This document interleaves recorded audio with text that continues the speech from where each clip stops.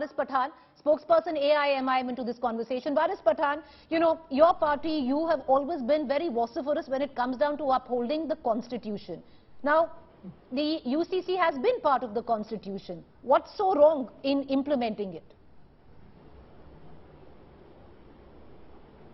Well, in 2018 itself, the Law Commission has recommended that UCC is not required. We say the UCC is against the Constitution, is violation of Article 29 of the Constitution, which gives us unfettered fundamental right, which talks about the diversity and pluralism, which is the basic structure of the Constitution. Bringing the UCC will definitely try to hinder with this.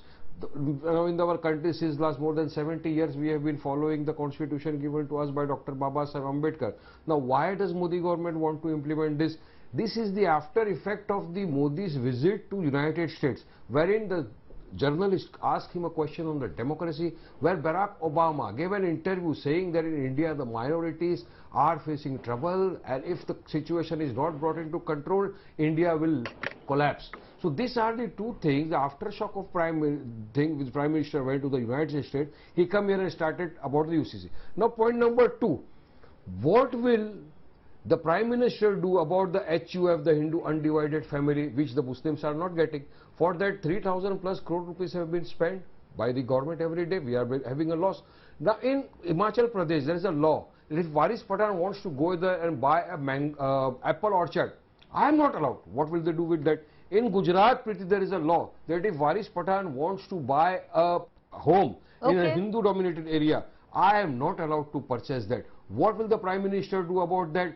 Now, third thing, as the BJP spokesperson spoke about the Muslim women's rights, yes, good, she is showing concern about that, but I would ask her, why she is not speaking about our Hindu sisters? More than 20 lakh of our Hindu sisters who are abandoned, left by their husband, are there in Vrindavan. Why don't they take care about them? Why Modi does not speak about them? Exactly. Modi is worried about the Muslim daughters. Our Muslim daughters wanted to study by wearing hijab. Why Modi is again? See, Shazia, when you were making Mr. see, this is not the way pretty. No, this is not decency. I am making my point. Why am I being interrupted? Okay, Miss Ilmi, let him finish. I'm coming right back to you. Take it from me. Let him, I'm coming back to you. Can I just have, okay, Shazia Ilmi, coming right back. 30 seconds, Mr. Pathan, make your point, and then we come across to Shazia Ilmi. Go ahead, sir, make your point. Well, now again coming back to the Muslim daughters, they spoke about Vrindavan. There are 20 lakh of our Hindu sisters who are abandoned. Nobody wants to take care about them. Modi speaks about Muslim women. Bilkis Banu is also a Muslim. Her rapists are now outside.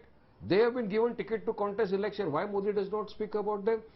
Zakia Jafri, why does Modi does not go and meet him? Modi has time to go to Egypt and visit mosque, hug the people with dadi and topi. In India, there are Muslims having dadi and topi. Modi does not have time for that. So you talk about Pasmanda Muslim, you talk about triple talaq, you talk about the UCC, because your main agenda is to divert the mind of the nation from the basic questions. Shazia Ilmi, diversionary tactics. Development. Figure out what's wrong at the core. So that is why they have come up with the Shazia Ilmi wants to come in. May I please cut across to her? Okay, Shazia Ilmi. Preeti, for all the reasons that my brother Waris Pathan mentioned, and every time he mentions this, every time there is talk of dignity for our Muslim sisters, even as per Quran, of course the Constitution and humanity, he talks about what is happening with other religions and what is happening to sisters, our Hindu sisters and our Parsi sisters and our tribal sisters. For these reasons and more, we need the UCC. In fact, if you feel so strongly about it, you should be standing with me and asking for a UCC. If all the time when you have a problem giving dignity to your Muslim sister or a daughter, and you want to invoke the rights of a Hindu woman or a Sikh woman or a sister, all the more reason UCC should be there. Do you realize how hollow your rhetoric is?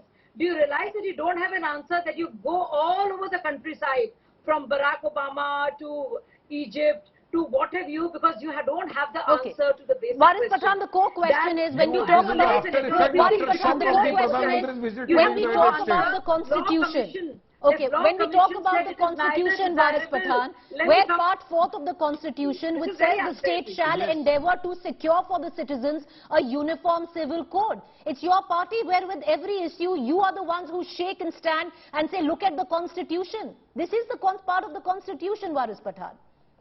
Well, that is what I am talking about. Well, that is what I am saying, that the constitution has also given me unfettered right in the form of Article 14, 25, 26, 29, wherein you cannot, the minority have a right for that.